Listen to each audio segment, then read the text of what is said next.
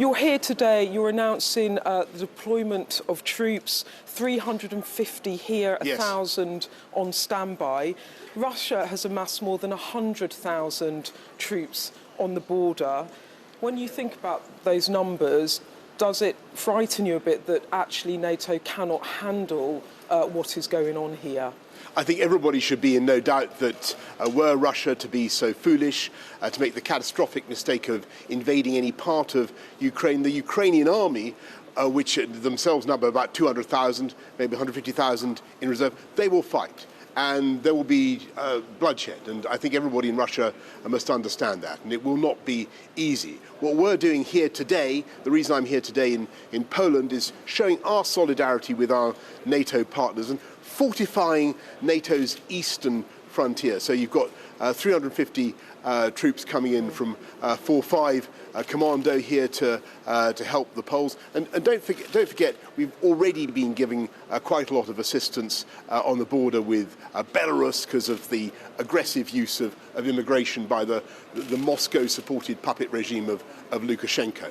And the importance of this is it's partly to show that we stand shoulder to shoulder with our allies in Poland, which we always do, but also to show that the West as a whole will strengthen NATO's eastern frontiers rather than the reverse. And I think Putin, the Kremlin, should understand that if they want less NATO on their western borders, as it were, this is entirely the wrong way to go about it.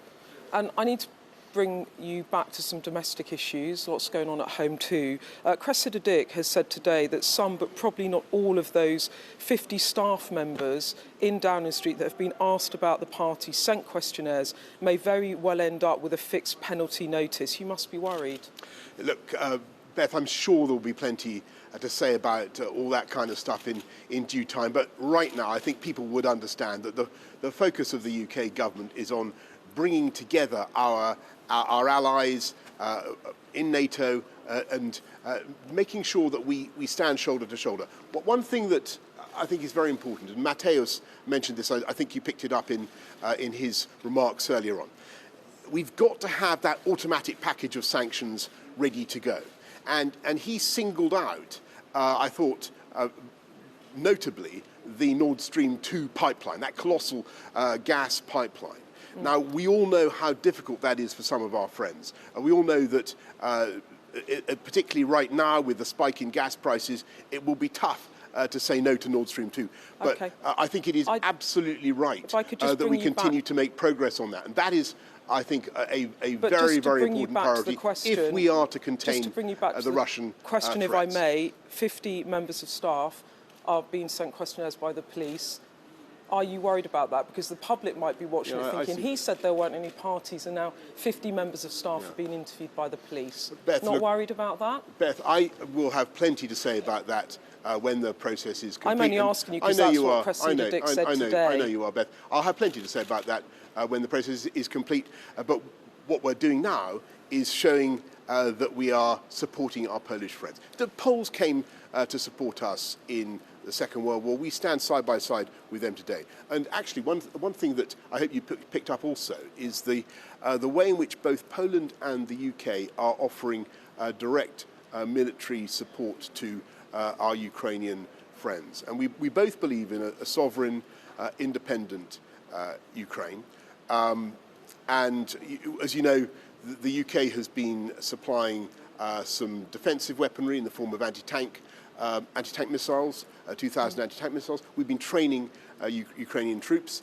The Poles are also supplying drones, ammunition, and so on. Now, that's as far as we can go at the moment, because this is Ukraine is not part of NATO. But what we're sticking up for is the right of Ukraine, like any other sovereign, independent European country, to aspire to that. Okay, I'm going to ask you another question then. Have you received a questionnaire yet from the police? I'm going to tell you Beth, that you will hear all in due time on that matter. So you haven't? You're going to hear all in due time on that matter, Beth, and I admire your tenacity in trying to drag the subject back. But I'm focused here today, if I can... And I've asked you questions at the press conference about that, and I'm asking you questions about that I know, now. But I told you, and I've been very clear, I will have more to say on all that when the process is complete. Let me ask you something else then. On December the 1st, you said in the House of Commons that all guidance was followed completely in number 10, direct quote. Yeah. Do you now accept that you misled Parliament, given that there are now 50 members of staff being investigated by the police? Look, Beth, I'm going to have plenty to say about all that so when the process is complete. And I think it'd be wrong, frankly, to comment on all of that until the process is complete. I do think people understand that, Beth. Okay. But what I think people also want to know about is what we are doing to avert what could be one of the worst crises, military, humanitarian, on our European continent in decades. I know, but I am here for the call, and you know I have to. I know you are, but let me just make a final point. Everyone. I've talked about sanctions. I've talked about the military assistance that we're giving. I've talked about all the ways we're standing shoulder to shoulder with our Polish friends and backing up our Eastern European friends. Let me say something finally, Beth, about diplomacy, and that is that's got to be the way forward.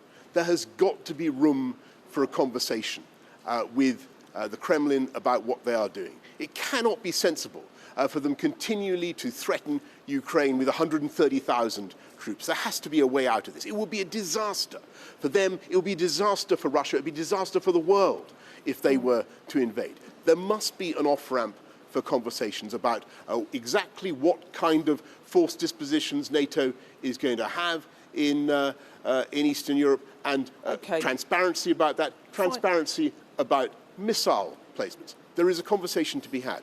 But my final point to you, Beth, is that I think today, 10th February 2022, we stand on the edge of a precipice, and things are as dangerous as I've seen them in Europe for a very, very long time.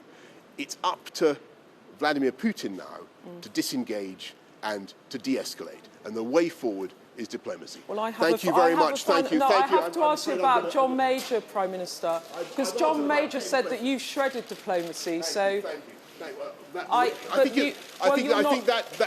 well, let me ask the question on. Let me quickly ask you about Sir John Major. He says that our reputation has been shredded. This is him in a speech in London. Yep. He said our reputation has been shredded by what's been going on in Number 10 internationally. He said that you broke lockdown laws, dreamt up brazen excuses, and he says it was always the case that a PM that breaks the law should resign. That's a former Prime Minister saying that of you. I'm going to have plenty to say about all that in due course. But if you look at what the UK is doing to bring the world together, if you talk to our friends in Lithuania, in Ukraine, where I was the other week, or here today in Poland, you can see that actually it is the United Kingdom that has been working for months to warn people about what was happening, and I'm afraid we've been sadly proved right in what we were saying. It's been the United Kingdom that has been working to bring countries together, not just in the sanctions package that we want to see, the very tough sanctions package that we want to see, but also in making sure that we fortify NATO's eastern frontier in the way that we're doing. And that's why we're here today. That's why I'm very pleased to see 4-5 Commando come in the way they are to back up all the other UK servicemen and women here in Poland. So Thank you very much. Thank you, sir.